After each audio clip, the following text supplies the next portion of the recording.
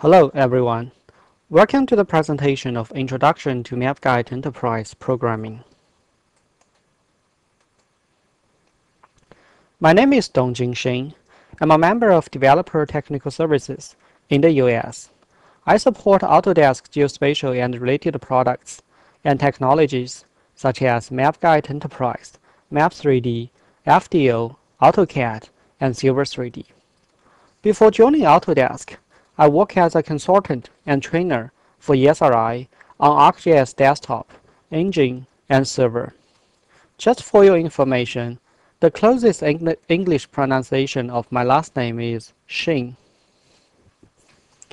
In this presentation, we have two parts. The first part is system architecture. In this part, we will look at the different tiers in MapGuide Enterprise. They are server tier, web tier, and client tier. After this, we will look into MapGuide Enterprise API programming.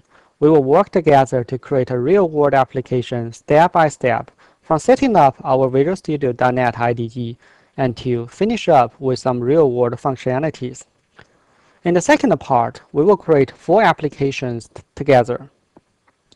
Please note, in this presentation, we assume that you already know the basic understanding and familiarity with MapGuide Enterprise product. You have known how to install, configure, and use the product to publish map data online. If you have further questions on the product usage, please refer to the documentations such as Autodesk MapGuide Enterprise README and Getting Started Guide. You can find those documentations on the installation CD. First, let's take a look at the overview of Autodesk MapGuide Enterprise. In this part, we will go through the different tiers in MapGuide Enterprise system. They are server tier, web tier, and client tier. We will also see how to create a custom command in MapGuide Enterprise Studio. We will use this command later in our custom application. Autodesk MapGuide Enterprise is a server-based geospatial solution. It can publish the geospatial data online and execute the business logic on the server side to perform query, plotting, selection, and other many functionalities. You may have heard of MapGuide 6.x product line. Please note, MapGuide Enterprise is not an extension of the old MapGuide product. MapGuide Enterprise is designed from the scratch, and it has totally different architecture and components. The API programming is different too. As you already know, MapGuide Enterprise has 3 tiers. They are server tier, web tier, and client tier. Now, let's take a look at them one by one. The server tier is the core part of MapGuide Enterprise system. It can process user requests for map and data. The server tier can contain more than one machine. The collection of the machines present one entity to create a MapGuide Enterprise site. Because of this multi-machine system, we can increase the process speed by distributing different tasks to different machines. It can also increase the stability of MapGuide Enterprise site due to the redundancy. MapGuide Enterprise site is managed by MapGuide Site Administrator, which is a PHP web application. The web tier is the interface between the server tier and the client tier. The web tier exposes server functionalities to the internet by presenting data in HTML or other internet protocols. It can also forward user requests to the server. So, web tier is the middleman between the client tier and the server tier. We can customize the web tier by creating custom applications on it. This way, we will be able to add new functionalities to MapGuide Enterprise system. The web tier is the place we will work on most of the time when developing applications for MapGuide Enterprise. The custom web application runs on the web application server on the web tier. It is the most important part for our developers to work on. We can implement our own custom web application to provide unique functionalities to meet our unique business need. When we say MapGuide Enterprise application development, we actually mean creating custom web applications for MapGuide Enterprise. So, this is the focus of MapGuide Enterprise development. On the client here, we have MapGuide viewers. MapGuide viewers provide out-of-box functionalities for map viewing. We have two types of MapGuide viewers. They are DWF viewer and AJAX viewer. In functionalities, those two viewers have almost identical features. However, they are based on two different technologies. MapGuide DWF viewer is based on DWF technology. It's an ActiveX control running in Internet Explorer. As a result, this viewer is only available in Internet Explorer on Windows, and it requires download before a user can use it. MapGuide AJAX viewer is based on the standard HTML, JavaScript, and XML. It supports both Internet Explorer and Firefox. There's no download requirement for it. You can also use this viewer on any operating system other than Windows, as long as you can run Firefox on it. MapGuide Studio is also running on the client here. MapGuide Studio is the map authoring tool for MapGuide Enterprise. We use it first to load map data such as SDF, DWF, shapefile, or database connection to MapGuide Enterprise data repository. Then, we can create map layers, build layer rendering styles, and compose maps from the layers. If we want, we can also join a layer's feature source to an external database table. To add additional new functionalities to MapGuide Enterprise, we use MapGuide Studio to create a new custom command and then implement the new custom command's functionality through the API programming. In this demo, we will see how to use MapGuide Studio to create a new custom command. This command will allow us to plot the current map display into DWF. We will later use this custom command in our implementation. Let's do it together. Let's go to MapGuide Studio. In the data repository, we have a Hello World web layout. Let's bring up this web layout. In the web layout, we can create a new command. So we say add invoke URL. It means when we press this new command in MapGuide Viewer, it will visit a URL to get the functionality. Then I fill in the form to set up the settings. The command name is plot DWF. Name to display in the interface is plot to DWF.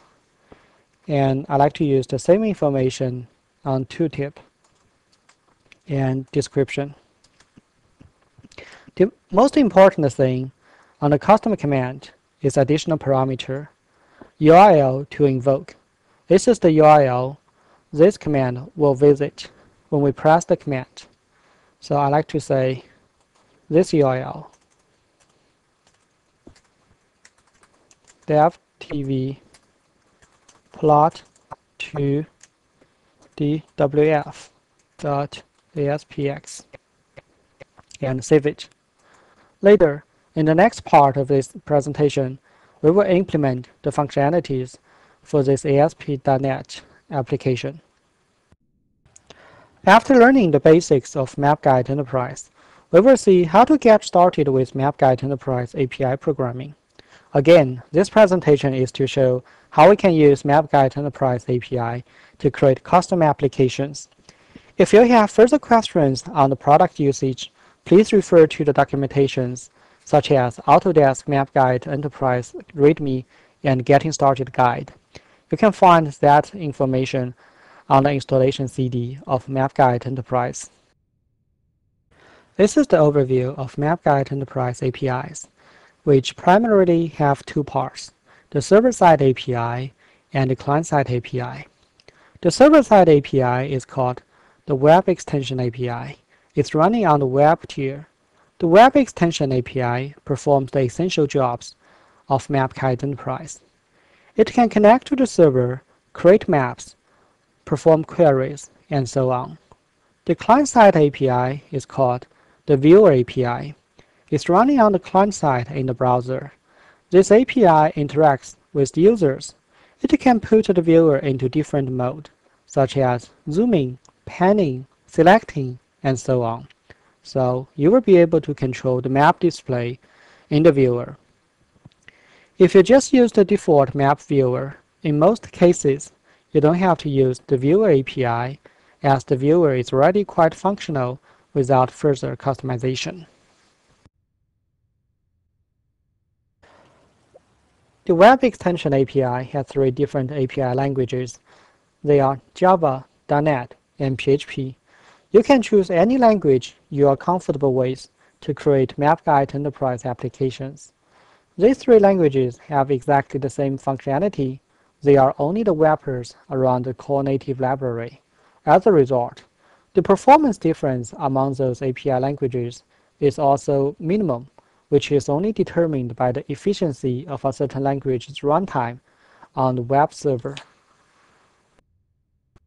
The Web Extension API is organized by different service types. We will look at the site service, mapping service, rendering service, and feature service later. These are the major services in the Web Extension API. They are most often used in our MapGuide Enterprise applications. Besides services, there are also auxiliary objects, such as geometry and coordinate system. In developing MapGuide Enterprise custom applications, we will use both service classes and auxiliary classes to implement new functionalities. Now, we will create our first application. This is the first of the 4 applications that we will create along the way in this presentation. This is our Hello World application from MapGuide Enterprise. Before diving into the application, let's get familiar with some background information.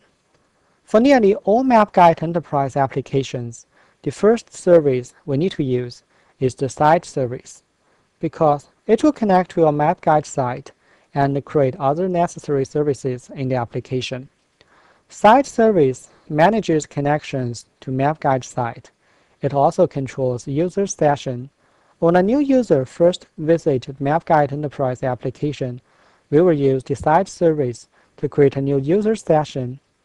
Then, we will use the same site service to destroy the user session when he logs out. In creating our Hello World application, the first step is to verify that we already have MapGuide Enterprise properly installed and configured. We also need to make sure that we already have a web layout in MapGuide Studio which is ready to use. Earlier, we have created a custom command on a web layout.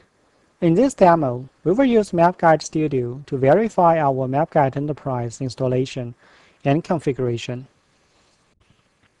This is MapGuide Studio. Earlier, we have created a custom command on this web layout, Hello World. Let's bring up this web layout. This is the custom command we have created together earlier. To make sure that we have properly installed and configured MapGuide Enterprise server, let's try to preview this web layout. Let's go to Preview. Refresh the map. Zoom in. And we can also make a selection. This is the attribute data on this property. And we can make more than one selection. It looks to me that everything is fine. So, before you start your MapGuide Enterprise programming, please make sure the server is already installed and configured. You should have your data in MapGuide Studio for use for your development. Now, we will use our Visual Studio IDE to create the application. Visual Studio 2005 is the only IDE supported by MapGuide Enterprise in .NET. In setting up the IDE, we need to create a new website and reference the necessary DLLs for the website project. This is Visual Studio 2005. First, we need to create a new website. We go File, New, Website. And this is the URL of the website. I like to say localhost dev tv. And I also use my favorite language, Visual C# as the language to create this web application. Click OK. Now the website is created. Before we can proceed with creating the application, we need to reference the needed DLLs. Right-click the website, select Add ASP.NET Folders, select bin. This is the bin directory. We need to add the DLLs into this bin directory. Right-click this bin directory, select Add Existing Item.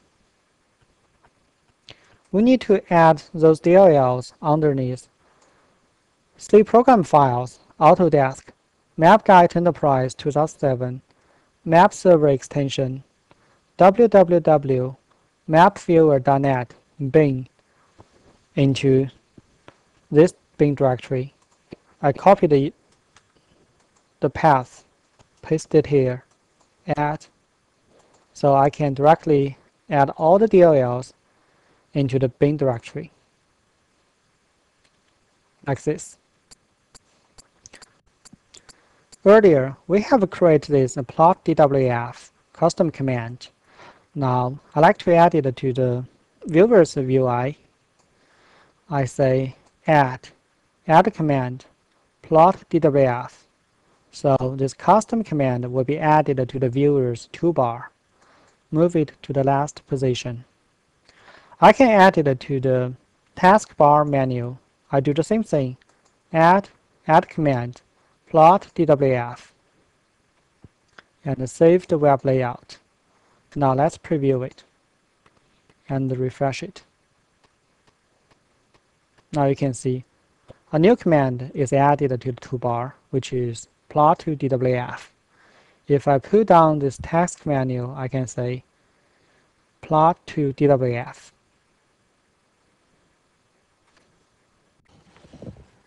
Once we have created and set up the project, we can write code to connect to our server and use MapGuide Viewer to display the map. This is the code snippet that we use to establish the connection to MapGuide Enterprise site. First, we need to use MapGuide API.mginitialize web tier, this method, to initialize the connection. In the method, we pass in the configuration file, which determines the connection parameters. This is the standard configuration file that comes with MapGuide Enterprise installation. Then, we use MgUserInformation to authenticate the login. In this case, the username is anonymous and password is blank. After this, we instantiate a new MgSite object and open it with our user information. The last step is create a user session. We call MgSite create session to create a session ID and save it in a string. We also need to specify the web layouts path and save it into a string. After setting up the necessary parameters and connecting to the site, we display a web page, MapGuide MapViewer.net DWF viewer.aspx or hxviewer.aspx in an HTML frame. This web page is actually the MapGuide Viewer application. It will reside in a frame in our browser. To use the viewer, we need to pass in the session ID and web layout. Those two parameters are specified earlier in the previous slide.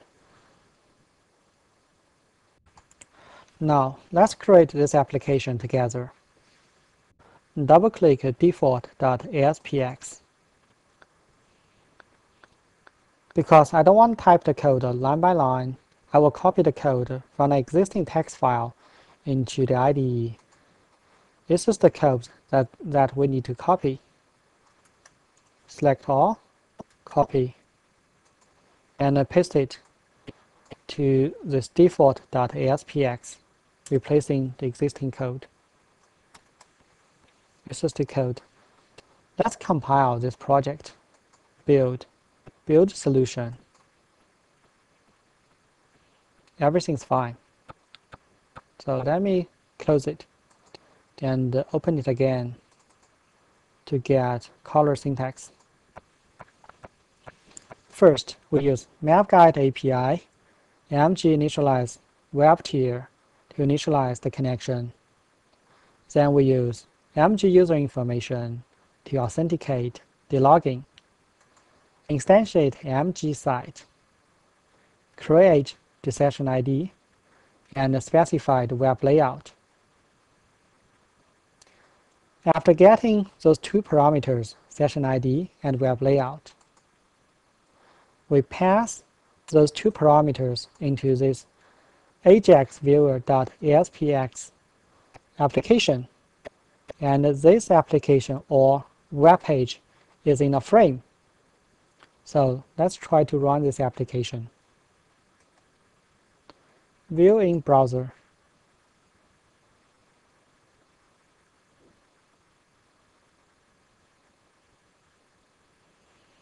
Great.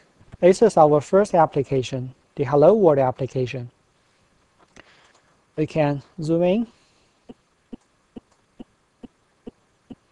or zoom out. Zoom out. We can also make a selection. We can get attribute information about this property.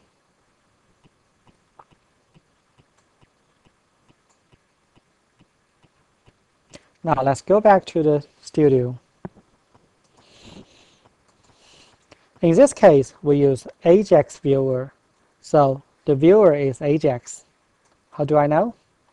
If I right-click on the map, select About, we have a web page, and it is HTML, so I know it is Ajax. Now let's try DWF viewer. The only thing we need to change is to change from Ajax viewer to DWF viewer. DWF, the same thing. Compile the project. I use the shortcut. I use the Control-Shift+B. And visit the application again, or visit this page again. View in browser. Takes a moment. This is the first time that we use the DWF viewer. And this is Internet Explorer.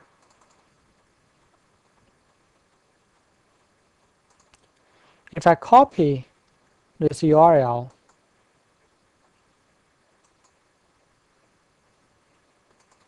to Firefox, and you will see the Firefox for in this case because we use the DWF viewer. Now let's go back to the Internet Explorer, and this is the map. It works the same way. Zoom in, zoom out. Selection or move.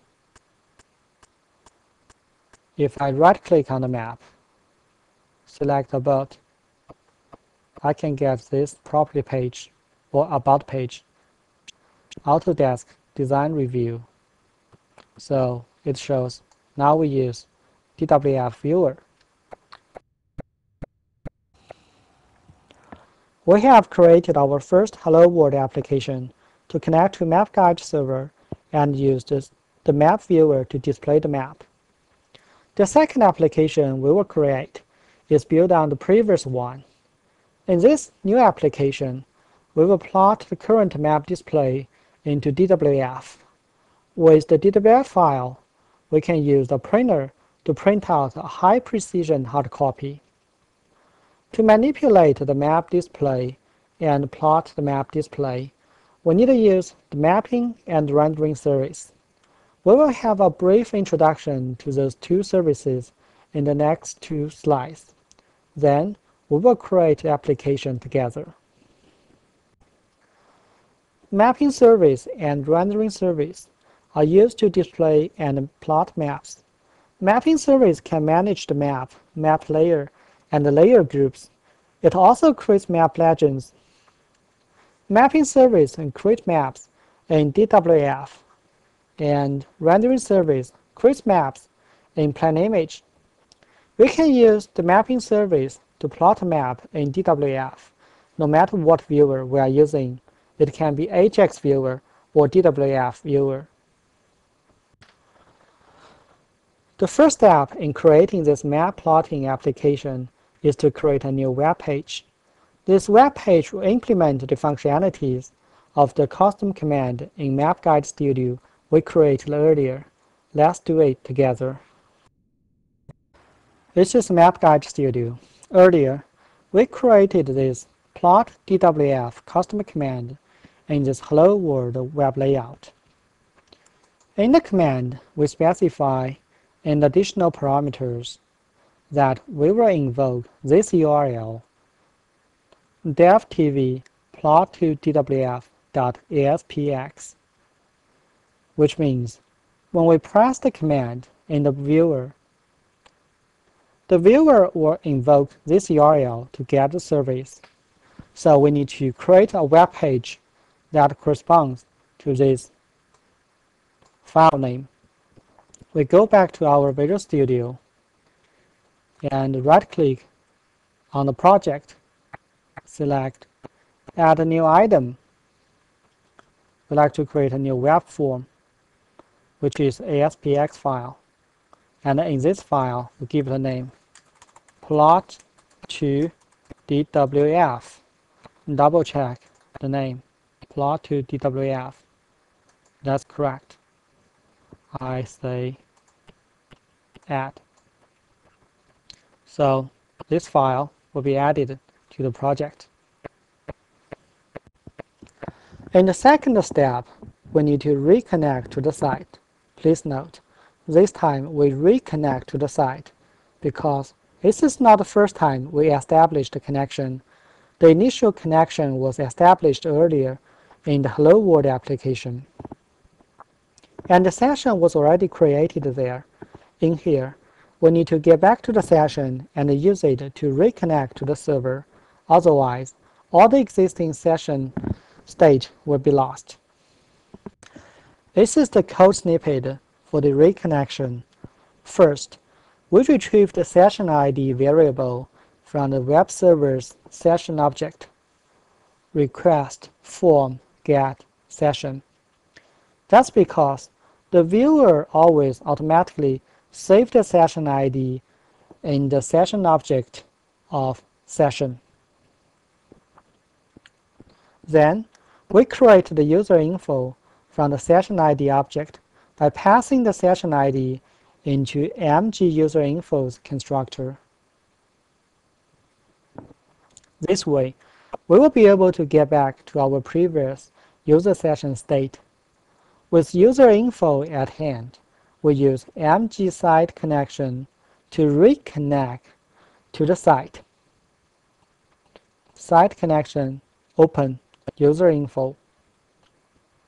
The above is the first thing that we need to do in almost every single custom command implementations. This is a Visual Studio.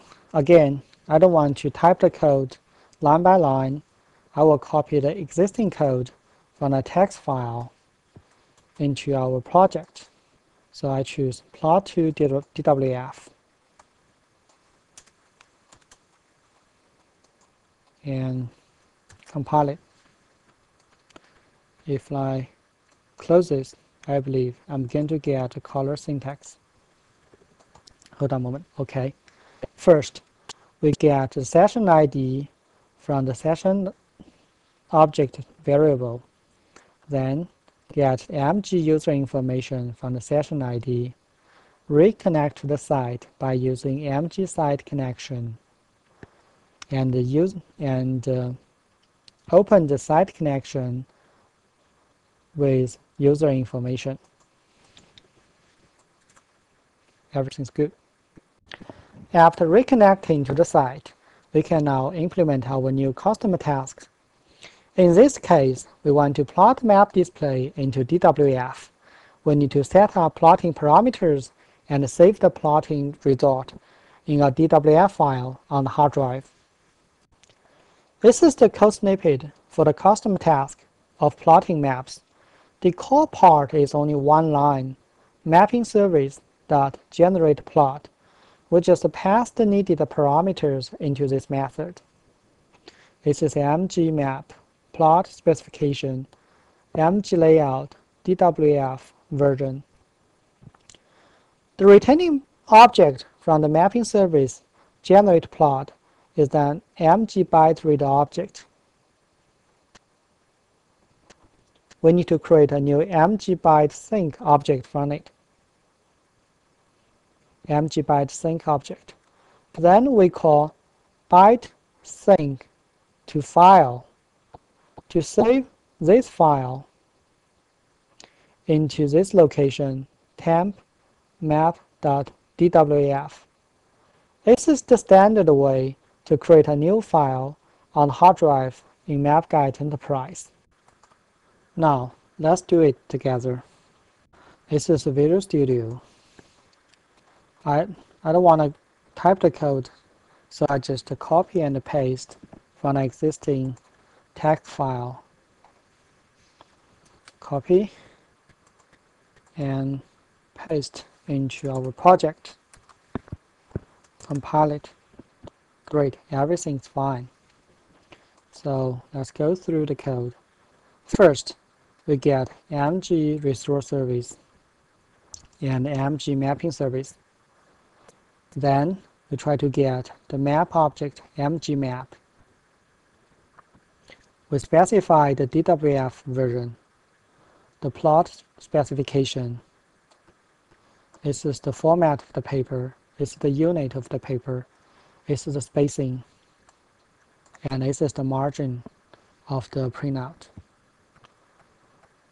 Then we get this mg layout. This mg layout is the print layout file.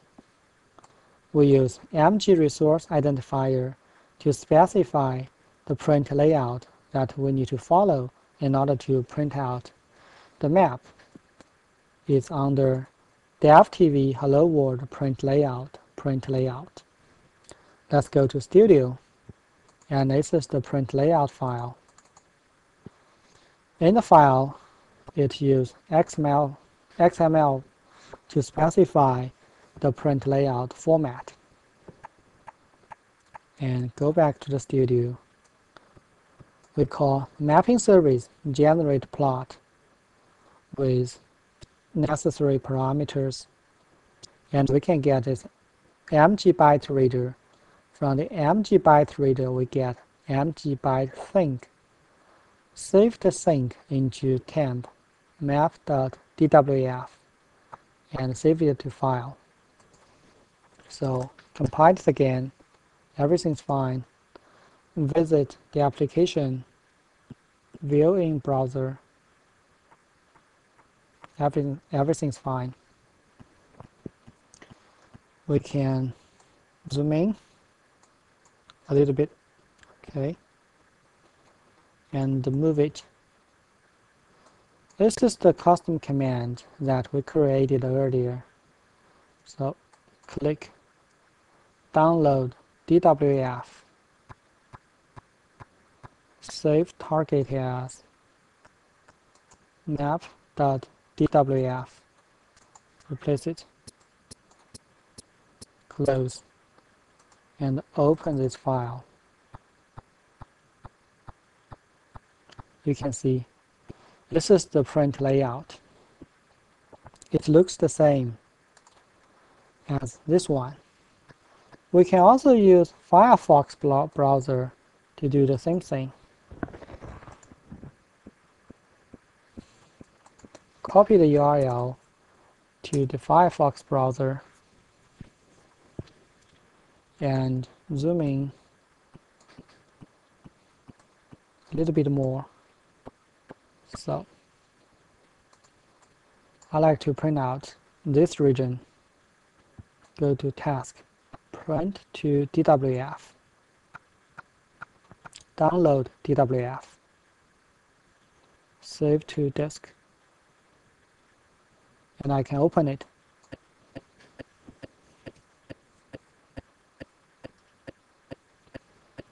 This is the print layout.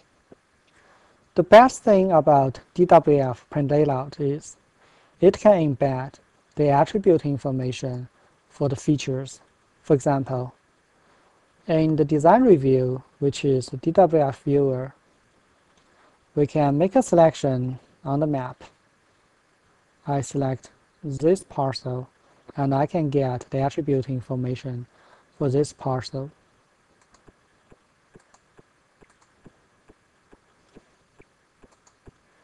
So you see, although we use Firefox with Ajax Viewer, we can still use the mapping service to plot the map into DWF.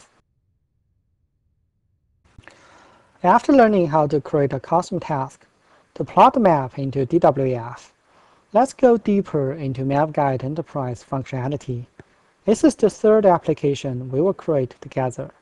In this application, we will use query functions to search for map features. We have two types of queries, basic query and spatial query. First, some background information. The query functionalities are provided by the feature service. Feature service provides the API to store and retrieve spatial data. No matter what types of spatial data we are trying to access, we use the same API. It's because we use FDO behind the thing. I will introduce FDO to you in the next slide. As you already know, feature service can perform two types of queries, basic query and spatial query. With feature service, we can also edit our spatial data, such as creating, updating, and deleting. FDO is the short for Feature Data Object. It's a set of API to access, define, and analyze geospatial data. Through FDO providers, we can access different data formats, for example, SDF, Oracle Spatial, Shapefile, and so on. Because FDO provides a uniform abstract layer, we can use the same API on all the supported data formats. MapGuide Enterprise uses FDO for data access. Basic query is like a database table query. The criterion is based on the values of the attribute table. For example, a land management system can have this query: please return all the lots whose value is greater than $500,000. We can use condition comparison such as greater than, less than, equal, and so on to construct query strings. We can also use supported expression functions such as average, sum, and so on. Spatial query's criterion is based on the spatial relationship of two geometries. Using the same land management system, for example, a typical spatial query can be like this: please return all the lots that will be crossed by a tentative highway. On this slide, it lists the common spatial predicates defined by OpenGIS Consortium. For more information on the relationship predicates, please refer to MapGuide Enterprise Web Extension API documentation. After learning the background information, now let's build an application that uses basic and spatial queries. In this application, we will set a query filter to find the parcels in the city of Sheboygan that belong to a particular owner and also fall into a certain district. This is the code snippet that we will use to perform the basic query and spatial query. To perform the queries, first, we need to specify the feature source that we will query against. In MapGuide Enterprise, we use MG resource identifier to specify the resource. Then, we instantiate a new MG feature query option object. This one. With the MG feature query option object, we can set up the filter by calling set filter for basic query and set spatial filter for spatial query. Once we have set up the MG feature query option, we can call feature service select features to perform the query. This one. Now, let's create this application together. This is the Visual Studio. In the web layout, we have this query custom command. I'd like to add this custom command into the toolbar. Add command query. Move it down. And I'd like to add it to the taskbar menu too. Add command query. Move it down. In the specification of the query custom command, this URL will be invoked when we click on the command query.aspx. In our project, we already have this file we created earlier. I don't want to type the code again, so I do copy and paste from an existing text file, query.aspx, into our project.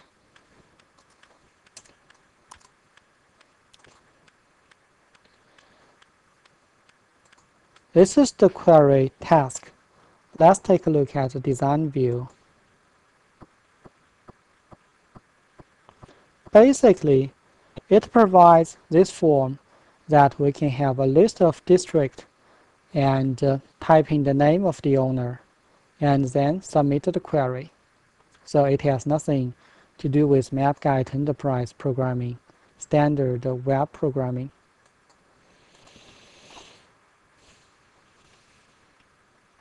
After the form is submitted, it will submit information into display query result.aspx. So I create this file earlier, display query result.aspx.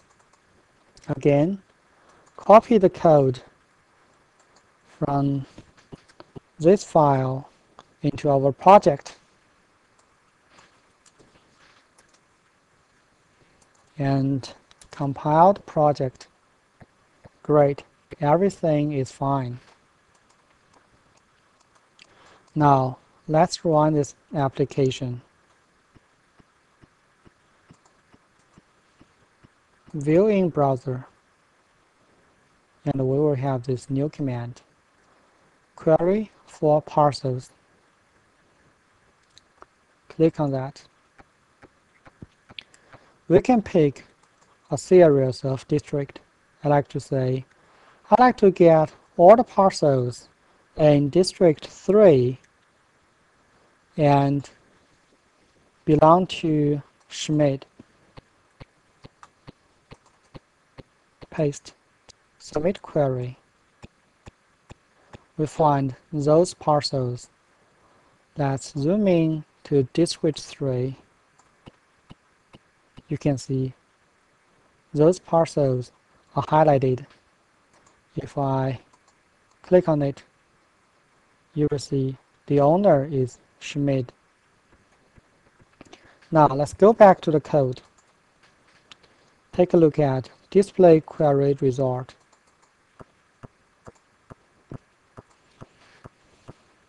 In this application, first we get session ID, district, and the name This is the information that we need to perform the query. Connect, reconnect to the site is the same. Now let's focus on this part of the code. This part. First, we create this MG feature query option, name query. Then, on the feature query option, we set filter, our name like Schmidt. We also set up the spatial filter, shape geom. This is the name of the field in the feature class that contains all the geometry. District geometry is the geometry that we specify the district. It contains the shape of the district. This is the spatial relationship between this district geometry and all the geometries in the feature source. So this is inside, which means I like to get all the geometries from this geometry field, which is inside this district geometry. Once I have the query filter set up, I specify the resource identifier to specify which feature class or feature source I like to do query against. In this case, I like to query against parcels.featureSource. Then perform the query, feature service, select features, parcel ID, this one. This is the name of the feature class, and it's a name query, this one. Name query is our feature query option. We have this feature reader. Then we read through the feature reader. Feature reader get string property. This is the name of the field. And get a string added to a list. We can display the list in our application. That's it. This is the last application we will work together in this presentation. In this application, we want to get user selection result. As we know, users can make a selection on a MapGuide viewer to pick up the features to his interest. Then, we want to know what features the user has selected.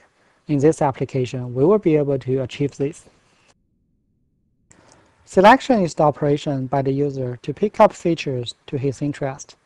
He can pick up one feature by clicking on the map, or he can also pick up more than one feature by creating a polygon or drawing a circle. Then, all the map features that fall into or intersect with this polygon or the circle will be selected. This process involves two parts. The first part is on the client side. It's driven by the user. The user uses a mouse cursor to perform the selection in the browser. The second part is on the server side. Once the selection is done in the browser, the selection result will be sent to the server in XML by the JavaScript function. The server processes the XML result and updates the map display accordingly to highlight the result. In this application, we will retrieve the user selection result and list the selected features. To implement this functionality, we need to first create a custom command in MapGuide Studio. This command is different from the previous commands we have implemented because this one will forward the selection result to the server when it's being invoked. Let's do it together in Studio. This is MapGuide Studio. We have the selection custom command. At this moment, it looks the same as other custom commands. However, in order to pass the selection XML to the server, we need to provide additional information. Let's go to additional parameter and add a key. Add. The key name is selection, and the value of the key is $current selection. This way, the current selection XML will be passed to the server whenever this custom command is invoked. Let's save it. Once we have the command in Studio, now we can implement its functionality programmatically. In this code snippet, first, we will get a variable embedded in the URL string. The name of the variable is selection. This is the name we give to the parameter key in the custom command earlier. This variable value contains the selection result in XML string. Once we obtain the XML string, we first decode it because it might be encoded before embedded to the URL. We use URL decode method to decode it. Selection string. Decode the selection string. Then we get our existing MgMap object. After this, we create a new MgSelection object. We pass the map object and the selection to it. This way, we will get the selection object, MgSelection. Once the selection object is constructed, we call MapSelectionGenerateFilter to convert the selection object into a standard query string.